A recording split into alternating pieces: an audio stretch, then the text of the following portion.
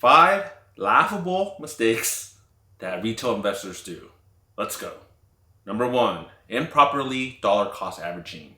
Now, the term dollar cost averaging was made popular when people began to passively invest in the stock market. So as your index funds continue to drop, you would put a special cadence once a week, once a month, and continue to average dollar cost into index funds.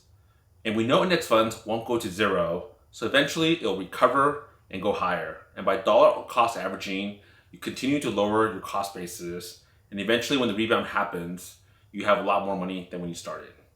Now, I see a lot of people incorrectly applying this to a lot of the crappiest companies in the market. Now, if you continue to dollar cost average into companies that are headed towards zero or bankruptcy, you are eventually going to lose all of your money. And I still see that a lot with a lot of these popular retail names that have already fallen 80% and still have a long ways down to go all the way to zero. So you have to pick wisely what you decide to dollar cost average into. Number 2, not worrying about valuation. So I got this beer right here that tastes absolutely awesome. I mean, I like this. It's low calorie, 85 or 95 calories. But if I had to pay $1,000 for one of these cans, then no matter how good it is, it's not worth it. So buying stocks is the same exact way.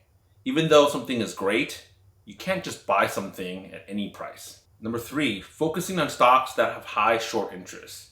Now, GME changed the game, where that stock obviously got short squeezed and the stock went up an incredible amount.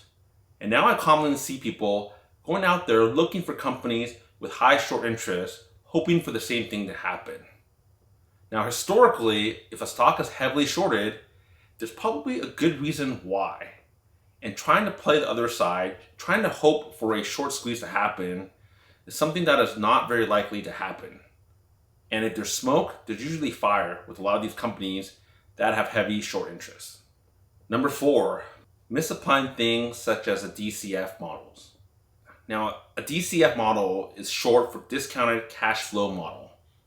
And I see a lot of people take these cash flow models for companies that make no money, have no cash flows, apply wild projections, and then call a stock cheap. Just because a lot of analysts use the DCF model doesn't mean that it applies to a lot of these companies that don't have cash flows. And the 5th tip I have for you is listening a little bit too much to these finance YouTubers that like